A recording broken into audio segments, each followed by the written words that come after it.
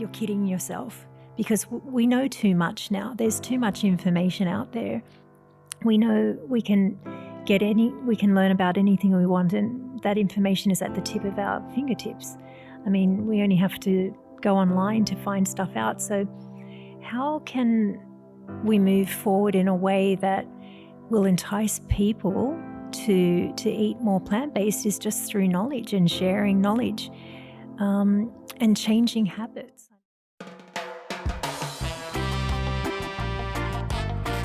All right, welcome back to Hawaii Real, everybody. I'm your host, Ioke Ehu. I want to send a shout out to Hawaiian Springs Water, our beverage host for this episode. I put the link for Amazon down below where you can buy Hawaiian Springs Water and have it delivered right to your door. You don't even have to go to a store to buy this stuff. It's so good, directly from the mountain. And this episode is brought to you by the Native Hawaiian Chamber of Commerce. The Native Hawaiian Chamber of Commerce's mission is to malama Native Hawaiians in business and commerce through leadership, relationships, and connections to economic resources and opportunities. The Chamber's programs and events are designed to facilitate connections and promote business growth, professional and economic development, and sustainability. The Chamber's membership is open to individuals, nonprofit organizations, and businesses of all sizes. To learn more about the Chamber and how you can join, visit the website www.nativehawaiianchamberofcommerce.org. Today, I have a special guest, Lillian Cumic. She is the author of Hawaii, a Vegan Paradise. Thank you so much for coming on the show and bringing this awesome cookbook, Lillian. Nice to meet you. Aloha, nice to meet you, and the pleasure is all mine. Happy to be here. I'm going to give us your introduction here. So you are the author of Hawaii, a Vegan Paradise, and you have another book coming out, Tasting Hawaii Vegan Style. That's coming out in November? Yep, next month. Very, very cool. Being an author is so awesome. I want to delve into that. Mm-hmm. But you are a vegan chef, and a cooking instructor and a recipe developer from Sydney, Australia. I love the accent, by the way, when you're talking. Great. But I didn't know this. You lived in Japan for 30 years and worked in the food industry there, including you were the head chef for Cocktail Oz. It's a vegetarian dining bar, and you're the host of your own show on Think Tech Hawaii, Lillian's Vegan World, where you can go, hey guys, you can go and watch her. She has a lot of talks on vegan lifestyle. And you have a lot of vegan guests and everything. And you guys share and talk about things from around the country, around the world. It's good stuff. I love content creators like yourselves. Great. And so you're promoting the benefits of vegan lifestyle, plant-based diet. One of your episodes, you're also talking about plant-strong diet. Yes, I want to talk about that later on. And you've graced the cover of Crave magazine. And Midweek Hawaii and Honolulu magazine voted your first book, top 5 books to read in Hawaii. So that's this Hawaii, a Vegan Paradise. Very cool. And your book was also featured in UK's Vegan Food and Living magazine. So creator of Lillian Vegan on YouTube and Facebook, and you can follow your journey on Instagram at LillianVegan_Chef Hawaii. You live in Honolulu with your husband and your cat Lulu. How about that? But you're saying your husband is vegan, plant strong diet. He is plant strong. Nice. He's definitely not vegan. What is plant strong? Plant strong, I think, is just someone who is more mindful of what they eat and probably eats more plant-based than they do meat or fish or animal products. So our home is actually vegan. We don't have any animal products in our home. Also, we don't have leather goods or furniture, so it's completely vegan. Nice. But when we go out, my husband eats as he likes, and I hope that one day he might change his mind and actually go plant-based. I think it will happen. One day. I think it will. Okay, we're ready for you. So I got a bunch of questions for you. What city were you born in? Sydney, Australia. Sydney. Mm-hmm. So what good food is Sydney is known for? Vegemite and toast. The best food in the whole world. I've tried Vegemite and I was not impressed. I'm sorry. I would also say, jokes aside, probably Sydney is very famous for its seafood. Okay. That I did not know. But obviously it should be, right? It's right on the coast. Very cool. Sydney oysters. Oh, Yes. I don't like oysters. Okay. Well, you can have the champagne without the oysters at the oyster bars. That's a deal. I think I'll eat the Vegemite before the oysters. Okay. I don't know. I've tried oysters, and for some reason, it tastes like going surfing and getting slammed in a wave. And you get pounded on the beach in the sand. That's what it tastes like when you put it in your mouth. And it's like, ugh. Tastes like I just got pounded by the sand, and it's just like salt water and sand. Do you have a nickname? My friends and family call me Lil. My Japanese friends and family call me Lily. Very cool. That's easy. Mm-hmm. Where else have you lived? So Australia, Hawaii, Japan. Japan, yeah. Which was your favorite? Say Hawaii, say Hawaii. I believe that each chapter has been the right place for me at that time. So now that I've moved here to Hawaii, just heading into my 3rd year, this is definitely where I should be doing what I'm doing now. So diplomatic. I love it. If we want to talk food, then I would have to say Japan. Japan's great for food. I love Japanese food. Japan wins for food, Hawaii for the weather and lifestyle, and Australia is just an amazing place to come from and a place that I will always call home. So they all have their awesome things about them, but definitely Hawaii Australia's on my bucket list. It's a place I got to go. Any pets? We have Lulu the cat. Yes. Okay. What's your favorite animal? I like all animals. I really couldn't say. I do what I do. Do you like mosquitoes? Yes. I don't ever kill insects. Nothing. I will avoid that at all times, whether it's a cockroach or something that you would want to put on your plate. So I'm definitely very big fan of animals. Because you're telling me off camera that you are an empath. Mm-hmm. What is that about? An empath is just someone who feels the pain and suffering of another living being. So empaths can be very, very sensitive. They can feel very emotional, get depressed easily when they see or hear things that are, kind of shocking. So I would say a lot of vegans end up becoming empaths, or, as in my case, start off as empaths and then kind of naturally become vegan just because we want to avoid having animal products anywhere near us and don't believe that it's necessary to have that kind of suffering and it end up on the plate. So I'm definitely an empath. Have you watched the Guardians of the Galaxy? I haven't. Oh, because there's a superhero, Mantis, and she's kind of like that. Okay. Yeah. Check it out. I will. It's great. It's great stuff. What else we got here? Oh, coming from down under. Have you met the Tasmanian Devil? I haven't. What? Nor the Loch Ness Monster. No, the Loch Ness Monster? I was going to ask you, what happened to that?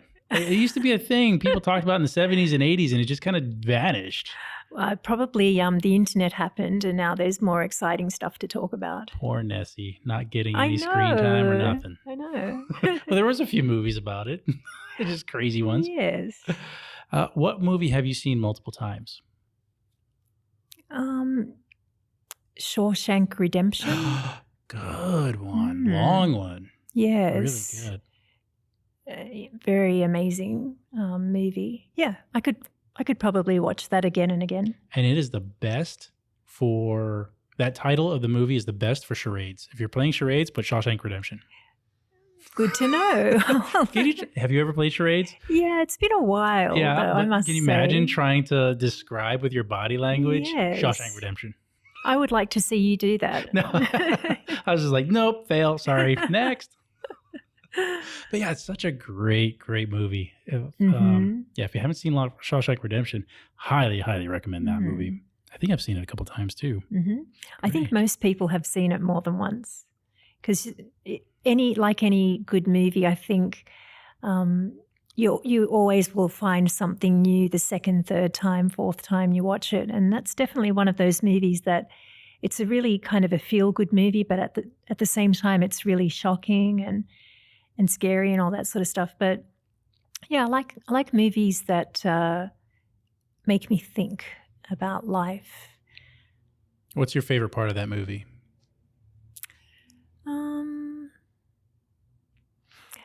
Well, I love reading as well, so I guess I like how he strolls around with the books and hands out the books to the inmates to read. It's just such an unimportant thing, but actually, when you think about, if you were ever to be incarcerated, probably books are the only thing that will keep you keep your imagination healthy. So I like that about the movie. That's a very cool aspect of it. Yeah, his character is just so well written and really well driven too. I like the part. I forget why, but they were on the roof, tarring the roof, and they did something where he was allowed to take his boys up there and drink beers in the sunset or something like that. That was awesome. Yep. Because it just felt like being a man, just doing hard labor, hard work. I think it was Morgan Freeman's character who was actually talking in that. And he was sitting down. Morgan Freeman's character is great in that movie, by the way. Amazing. And they were just talking about just the simplicity of what a man needs in his life. And it was just like, do hard work and sit down and have a beer. It's like, well, yeah, that's pretty good. Your favorite local food here in Hawaii? Edamame and garlic fries. I am addicted to them. They're so good. I actually, in my book, Hawaii, A Vegan Paradise, do have a recipe for garlic edamame, which is pretty amazing. So for anyone who has the book, definitely check out that recipe. And garlic fries too. Yes. So you guys also, you have a vegan cheese too. Do you put the cheese on top of the garlic fries? No. Oh. I kind of don't eat like that. I eat rather clean. So if fries are like my my little treat, I would probably not want to douse them in like another high-calorie sauce or anything. I can only cheat to a certain extent. Yeah, that's all my brain thinks. I'm like, cheat, let's go full. Let's just go fries, cheese, all kinds of fun stuff.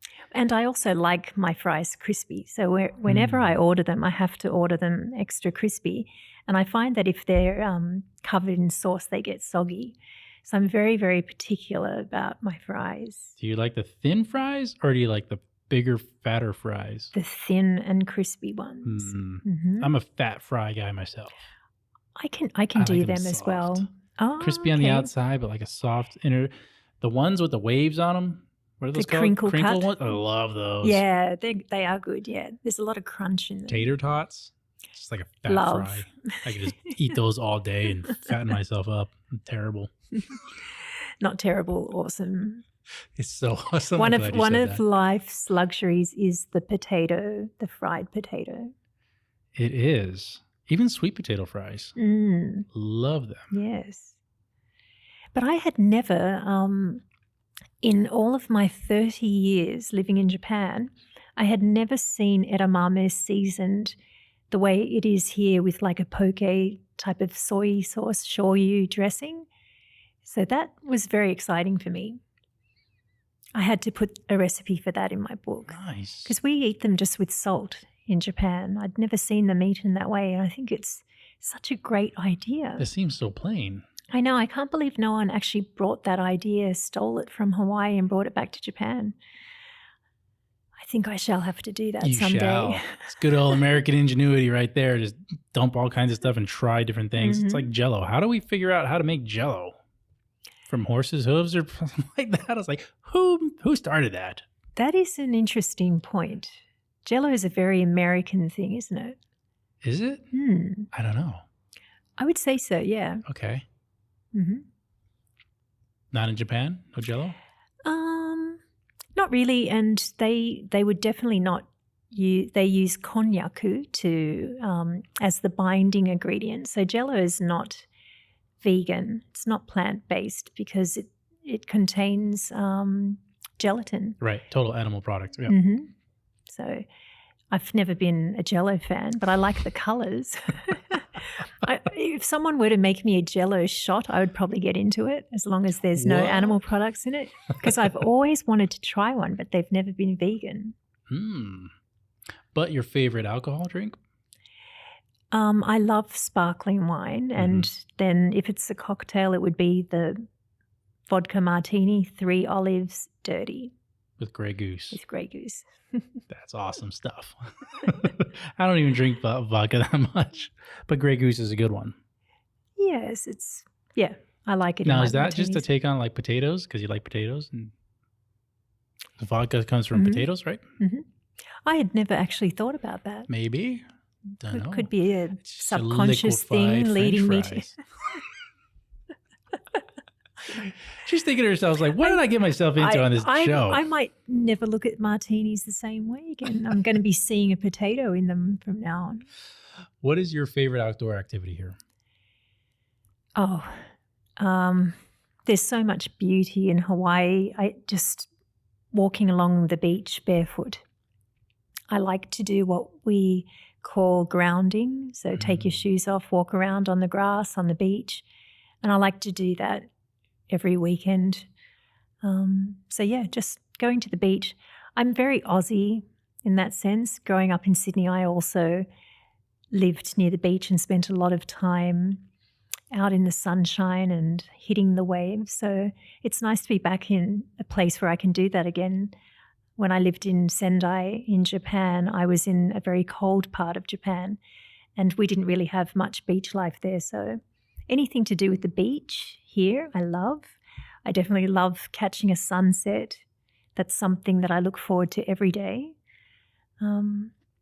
Just enjoying the beauty of Hawaii is remarkable, and there's so many ways you can do that.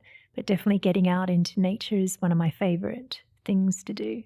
So you mentioned grounding, and I've heard about this, but can you dive a little bit deeper into that? I don't know if it goes with the vegan lifestyle per se, but it's a health thing too, right? It's got nothing to do with veganism or a vegan lifestyle. It's just about well-being. I think once you take your shoes off and connect with the land, get that energy from the land, touch it with your feet. I mean, too often we're kind of disconnected with nature, and I think if you look into grounding, just go online and look into it. There's actually a documentary about grounding that you can see on YouTube. It just makes a lot of sense how the energy can really enter your body through your feet as you're touching the ground. And I love the feeling of it. It does feel like you're connecting. It's something along the lines of, like you said, taking off your shoes, getting barefoot and touching and getting your toes in the dirt, in the sand, in the grass for a good half an hour every day. It's a good sense of grounding. And I think I saw that documentary on YouTube, but they were talking about how it increases your alkaline and decreases your acid. And it kind of balances, somehow balances your body out some way. But they say everybody that does it for half an hour, after that half an hour, you feel good, better, relaxed, clear-minded. I absolutely agree. And I think if you could do it for that amount of time a day, it would be perfect. And it's just about connecting with nature in general. I mean, I hate to say this, but I know so many people that live in Hawaii who I don't want to say take this island for granted, but don't really get out there much and connect with nature. I mean, Mother Nature is a gift to everyone, and it's free. There's so much that can be taken from, just being out in nature. Every time I walk past one of the gorgeous trees here, I put my hand out and touch it very, very gently, just because I want to feel it. And it's tree hugging. I never do that, but trees are another thing that just being around them makes you feel good. So whatever the scientific explanation is, I think it is all connected to your well-being and can reduce stress. Yeah, I definitely agree, because I feel the best when we're leaving the beach and we're just kind of done for the day. I think I feel, especially on the drive home after going to the beach, is when I feel really good and clear-minded and sometimes just tired because we're at the beach, but definitely feel different than going into an office all day. Yes, and I'm sure the sunshine and the weather has something to do with it as well. I mean, when you live in a place like Hawaii and you have not only the gorgeous beaches, but you've got the sunny days, the sunshine, getting that nice vitamin D in naturally, it's a recipe for good health. And I am one of those people that are not scared of being out in the sun. I do use sunscreen, but I'm not, I'm not, what's the word? Can't think of the word. But yeah, I do like to get out into in nature, get under the sun, get a bit of a tan. Just feels good. Makes you feel good. Everybody looks better with a tan. I don't tan. I just turn red and then it gets back to white. That's what happens to me. I don't know why. It's part of my Scottish. Yeah, part Scottish. Okay. And that comes out in my skin. Go figure. It's like I'm 1/3 Polynesian, but you'd never know. It's like, where's that 1/3? It's all in my hair. I don't know. Well, I'm actually half Fijian. My mother is from Fiji and my dad is from Serbia, former Yugoslavia. So I've got one parent that is like you, turns red, my father, and then my mother who, has the Fiji gene. So we like to to spend time in the sun. How did they meet? Yes, it's a very interesting combination. Or was she in? They both met in Sydney. Actually, had immigrated separately from their countries and somehow ended up in the same city. They were still young. They were very young when they met. So they had my brother, who's a couple of years older, myself, and it's interesting because I think I'm having parents from two such different cultures. Right. I grew up multicultural. Really, I had it was an amazing experience learning about the Fijian culture and the Serbian culture. Then living in Sydney and having that, the Aussie aspect there, and then moving to Japan, learning about the East and, the amazing country that Japan is. And now here I am in Hawaii. When I was writing my first book, it did bring back a lot of memories of Fiji. There's very similar food, similar culture. So being here is kind of, I think it's definitely the place I'm meant to be right now at this age, doing what I'm doing. So I'm very, very blessed and very excited to be here. Yeah, you bring a lot of different cultural aspects to your life, and I think that mirrors off into your book and your cooking and stuff like that. One last question: if you could go back in time, or look at or bring someone back in time from any time in history, who would you like to have a conversation with?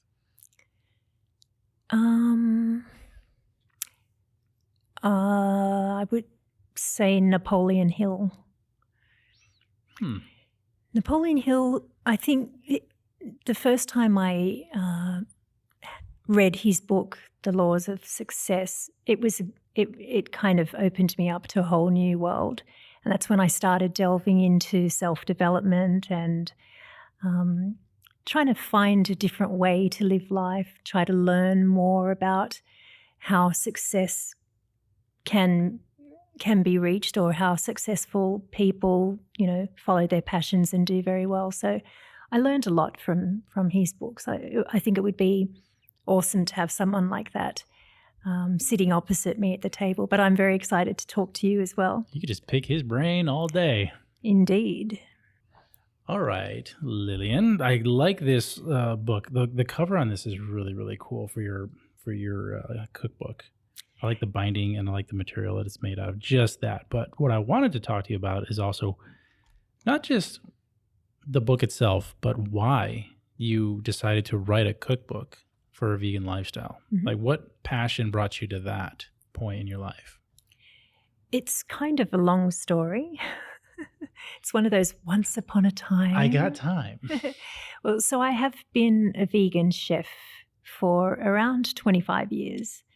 Now, I started off, I grew up as a vegetarian, so I wasn't eating any meat or fish, but I did consume dairy as a child. And my parents, just both excellent home cooks, would just make vegetarian food for me. Vegetarian food, by the way, I believe is one of the most unhealthy categories out there. Interesting. Okay. And I'll go into that later. But I became fully vegan about 16 years ago. And it just was a matter of giving up dairy, just giving up ice cream, milk, yogurt, stuff. I never really drank dairy milk, but yeah.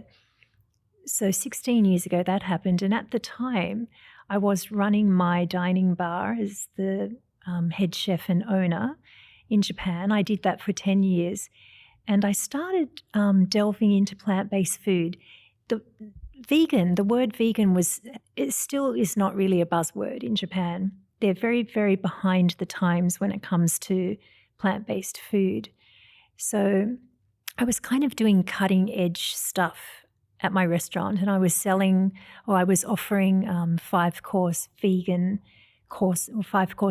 meals, vegan dinners. And that led to one thing, and then I started teaching cooking classes.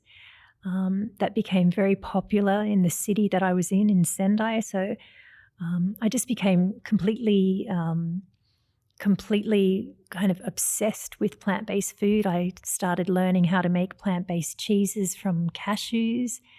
I was growing all sorts of stinky, funky cheeses in one of my rooms. I actually turned my wine fridge into a cheese fridge, a vegan cheese fridge. But, years later, 2 years ago, the first year when I moved to Hawaii, I ended up on the cover of Crave magazine because of my vegan cheeses. So I've come a long way since that, since the stinky wine fridge. So you created these cheeses, and I guess invented. No, I didn't invent them. I mean, nuts made from cheeses, it's really the only way you can make vegan cheeses or plant-based cheeses. But all of my recipes are definitely original recipes that I've spent literally years working on. I am a recipe developer, so I have literally hundreds, thousands of recipes. And I guess it was always in my path that someday I would write a cookbook. I never knew it would happen in Hawaii. The opportunity did arise. When going back to the Crave magazine that I was on the cover of, it attracted some attention from a local publishing house here called Mutual Publishing, and they reached out to me to see if I was interested in writing a book. So yeah, we got together. That happened very quickly. I had signed the contract for the book deal in 2019 in December, and in March, 4 months later, the pandemic hit, which meant I was spending a lot of time at home. So I just kind of literally smashed out this book. I spent 8 to 10 hours a day writing and testing the recipes. Anyone who has written a cookbook knows that you're writing 2 books at the one time. Because you're writing the why of the recipe and then the actual recipe? Well, you have to test the recipe as well. You're writing recipes, and then you're also writing all the bits in between, the intro and the blurbs for every recipe. So it's quite time consuming, very rewarding, but it did take a lot of time. And so this first book, Hawaii Vegan Paradise, came about through that first year of the pandemic. So it was it's something I'll always remember, and I think it really gave me a chance to concentrate and think about what I wanted to put in the book. And I did learn a lot about Hawaiian food because I have actually veganized Hawaiian food in the book. So very cool.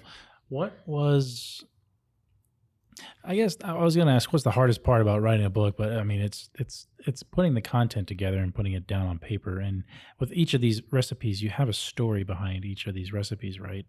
Yes. So that's the fun about cookbooks. I love cookbooks because they do tell a story. Every recipe has a story, and the author normally introduces the recipe and tells you a little bit about it. So it's an interesting read. One of the difficult things for me is knowing how far I can go with spices, because I personally love everything spicy, and my years in Japan meant that I am very, very familiar with umami flavors, which is what people call the fifth taste, the savory. So it's sweet, salty, bitter, sweet, sour, salty, bitter, and then the fifth one is umami, savory. And what lacks in a lot of vegan dishes is umami. Every good cook knows that in order for a plant-based dish to be pulled off well, some kind of umami has to be present. So I was very concerned and really wanted to bring that point across in my book. So what I do teach you in the book is that salt is not the only flavor enhancer. This is a big thing, and I want all of your viewers who are, home cooks, love cooking, don't only use salt to flavor your dishes, because there's mushroom seasoning, there's vegetable stock, there's kombu dashi. What is kombu dashi? So kombu dashi is kombu is a type of seaweed. Dashi means stock, and it's the basis of every Japanese dish. It's made from dried shiitake and dried shiitake mushrooms and dried kombu seaweed kelp, and that's what makes dashi for all of the Japanese food that you eat, and is probably the reason why people are obsessed with Japanese food. Interesting. Because it has a depth that you cannot acquire from just plain old salt. So there's this book is a game changer in terms of the ingredients that I used. There is no other book that has veganized Hawaiian food. There's over 120 plant-based dishes inspired by the islands. I even made a vegan egg for the lokomoko, which... What's that made out of? Yeah, it's actually right there, Io, on the cover, the second picture. It is. Yeah, it looks like a sunny side up. It looks exactly like a sunny side up egg. So the yolk is actually made from kabocha, Japanese pumpkin. Ah. And the white is made from rice flour.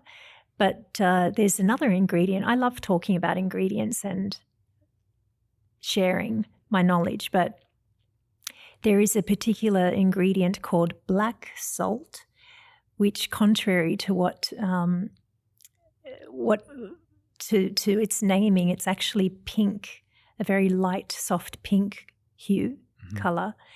So black salt, it's a Himalayan salt that is very high in sulfur, and it turns food eggy. It gives food an eggy flavor and an eggy aroma, smell.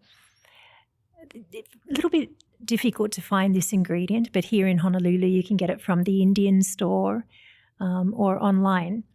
It's called Kala Namak, K-A-L-A, Namak, N-A-M-A-K. Anyway, stuff like this is a game changer, because I just got back from a weekend in Lanai, and the resort that I stayed at served a vegan tofu scramble. And I had that every morning because it was a dish that I enjoyed, but it lacked that one ingredient that could have taken it to a whole new level. So my book, I hope, teaches you about how to make vegan food taste amazing just by using, particular ingredients. No, that's so important, because a lot of diets here in America are based around what tastes good. Burger and fries, that a lot of people tastes really good. That's why they stick with it. A good steak tastes really good. That's why they stick with it. And bringing all these other Impossible Burger and mushroom burger, it's like, to me, that doesn't taste good. If you can make the healthy food taste good, it doesn't necessarily have to taste like meat. It just has to taste good, savory, depth, all of that kind of stuff. That, I think, is going to make people really gravitate towards that healthier food, healthier lifestyle kind of stuff. Mm-hmm. I couldn't agree more, and I think we have come a really long way with plant-based food. If you go to restaurants, there's normally some kind of plant-based option.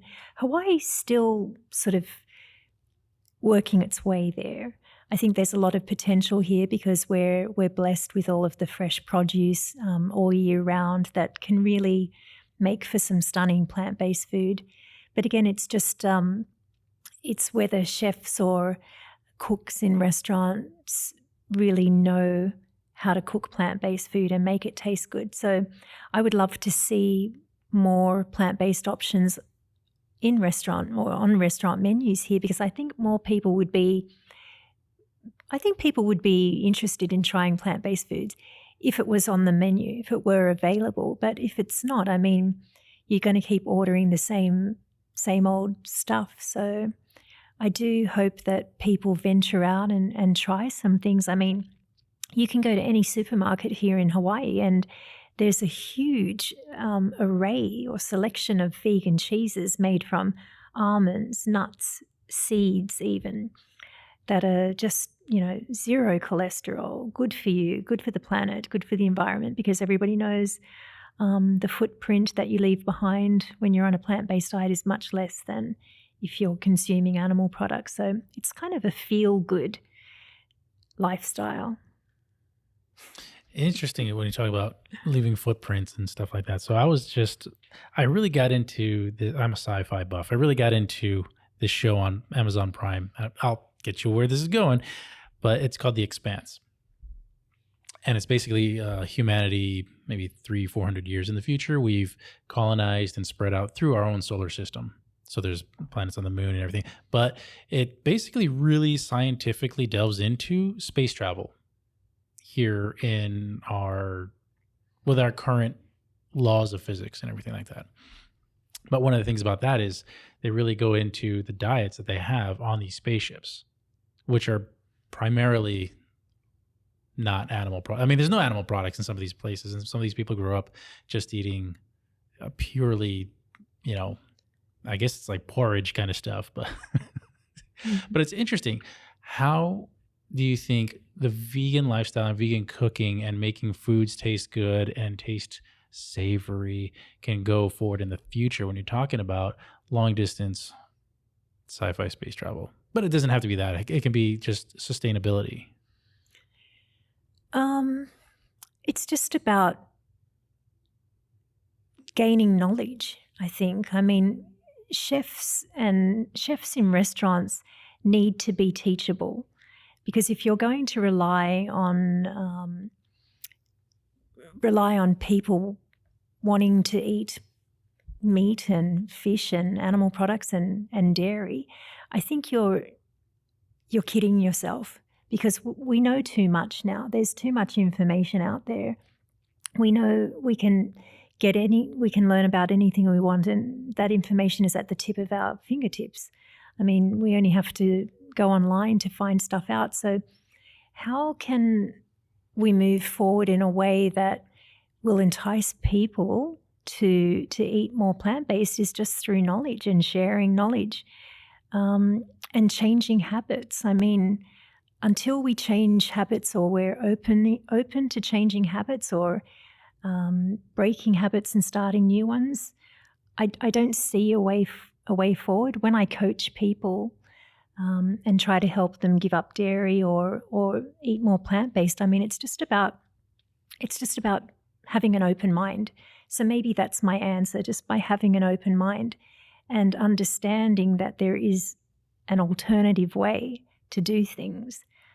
And you can look at that in every aspect of your life, not only with food. It can be with relationships, with careers. Like, there's always a better way to do things, as long as you're honest with yourself and figure it out. Start asking yourself questions. So I may have gone off on a tangent with this answer, but it's I kind do all of the time. Yeah. It's there's so much to be said about finding a better way to live life, Right. and leaving the world a better place than when you entered it.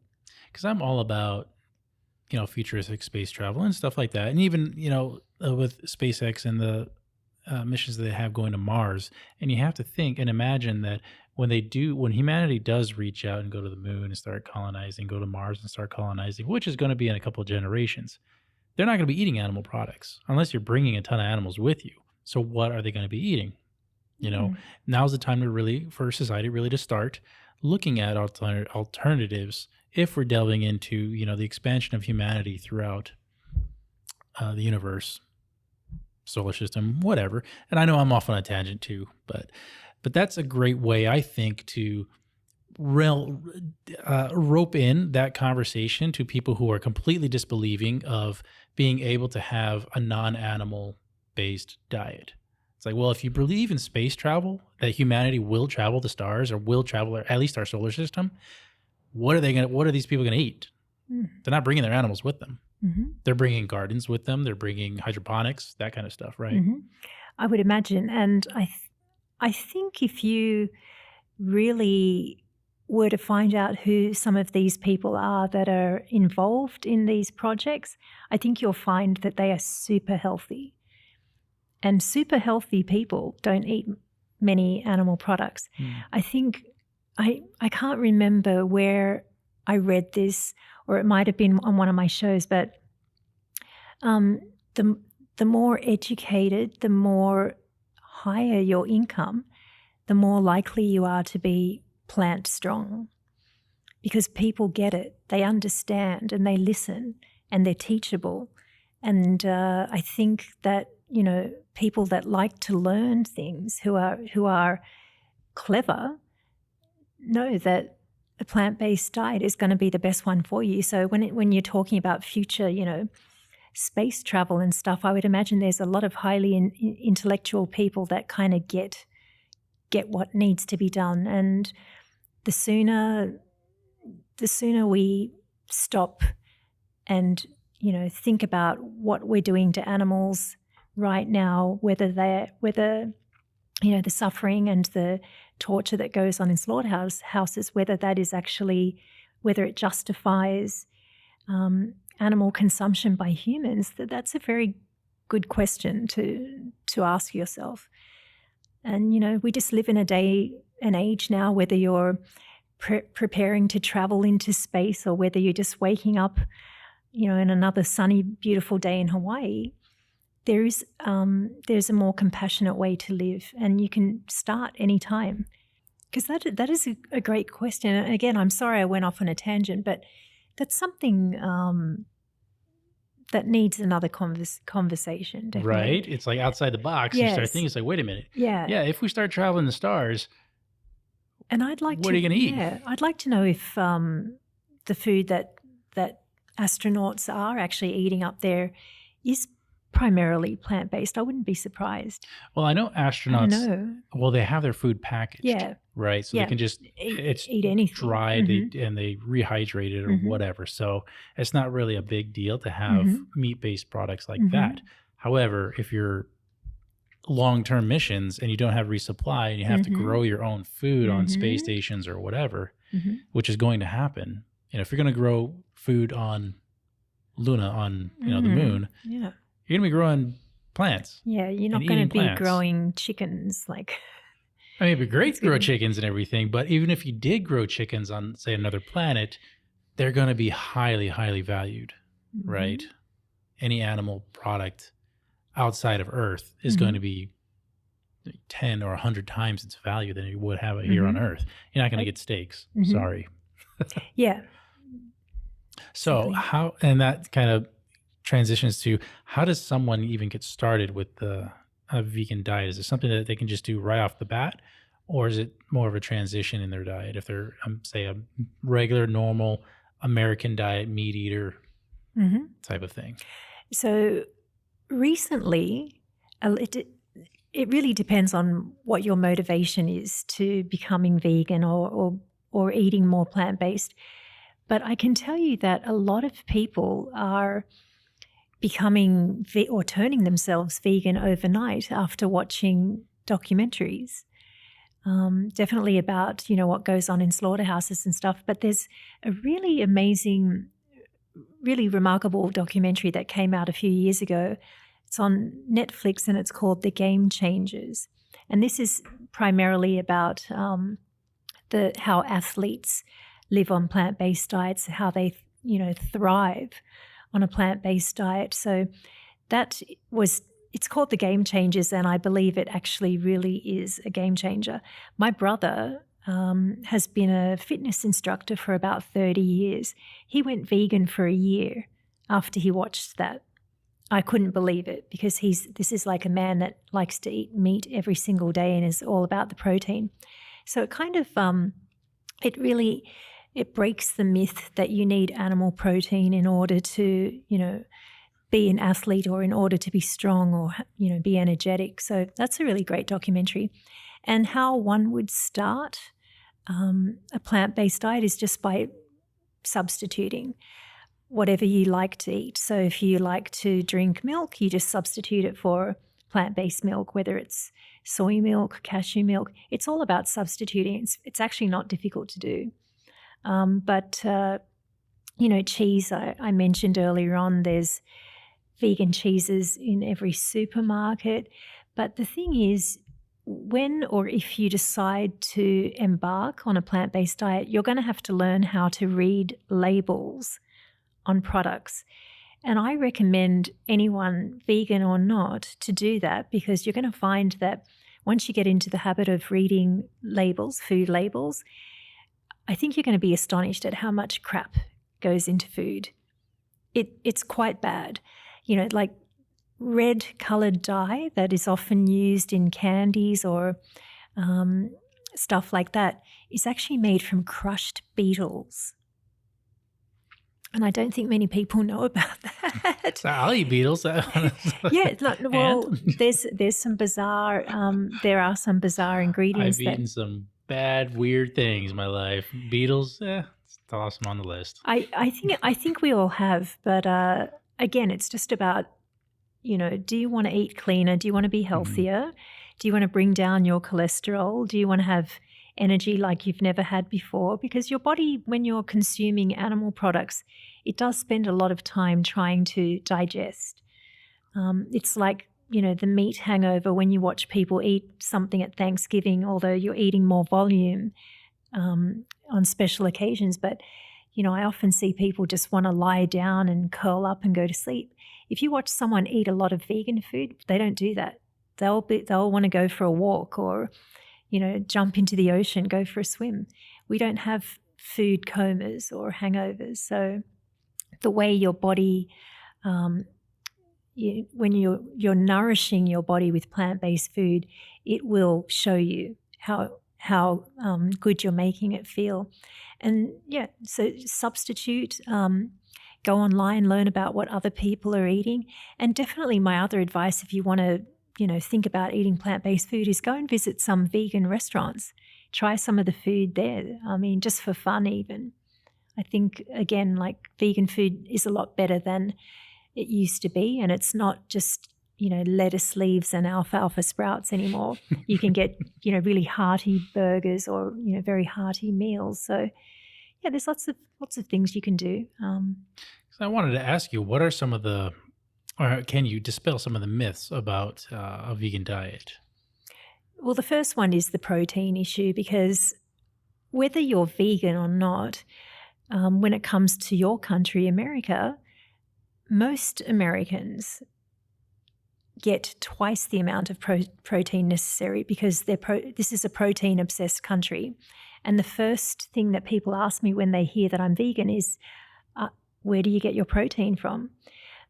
So we know now that animals, in fact, don't make protein because only plants can make protein, and animals eat plants, and that's where they get their protein from. So whenever anyone asks me where I get my protein from, my answer is always the same place where your protein gets its protein from. Animals don't make protein. So meat does not contain protein? It does contain protein because animals eat plants that make protein. That make the muscles and the meat on them.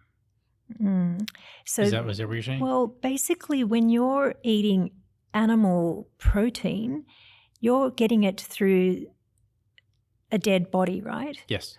But when you're eating plant-based protein, you're getting the protein directly from the source that actually makes protein.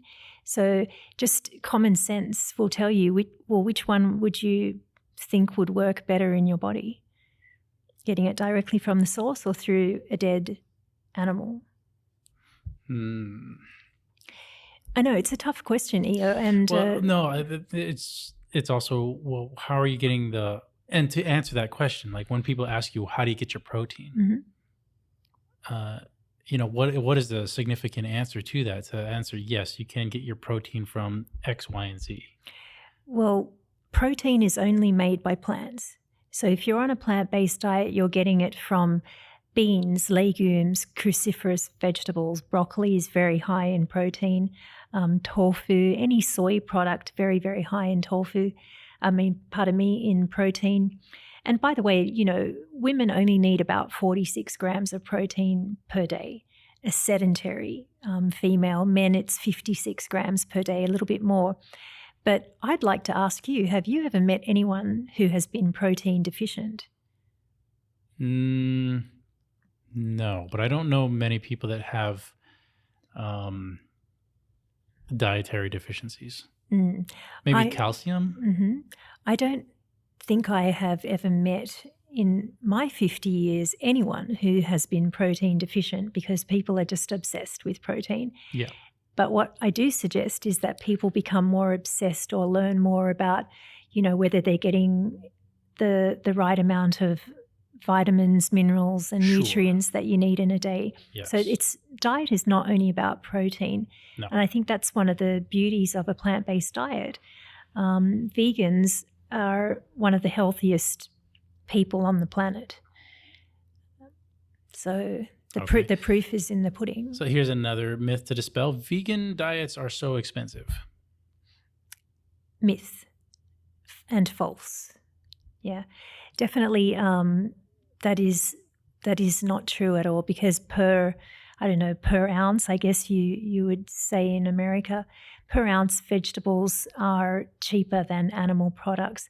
But what makes it expensive is, I think, people don't know how to prepare plant-based food, so it often becomes a takeout thing or something that people feel they have to eat outside in a restaurant. But if you're making your own plant-based food, by far it's going to be cheaper than purchasing meat and fish and cooking with animal products. Because you can get ham for, a couple dollars a pound. Mm-hmm. So how does that translate to, the same amount of food from a vegan diet? I don't know when talking about price per pound, but I think if we're talking about just the consumer, the everyday person that goes to the grocery store, looking at food, I can buy all these things because they're cheap. And granted, they're cheaper because the government subsidies or it is just plentiful. And then you go to, say, Whole Foods down to earth and things are way more expensive. Yeah. How can I say this without offending anyone? That's what. Well, my only answer is, would you rather spend more money on fresh organic produce and live a healthy life, be healthy, like have a healthy body, healthy mind? Or would you rather eat crap and then be sick and have to pop pills for the rest of your life? Because there are not many vegans who pop pills. In fact, I don't know any, because we get all of our medicine through plants.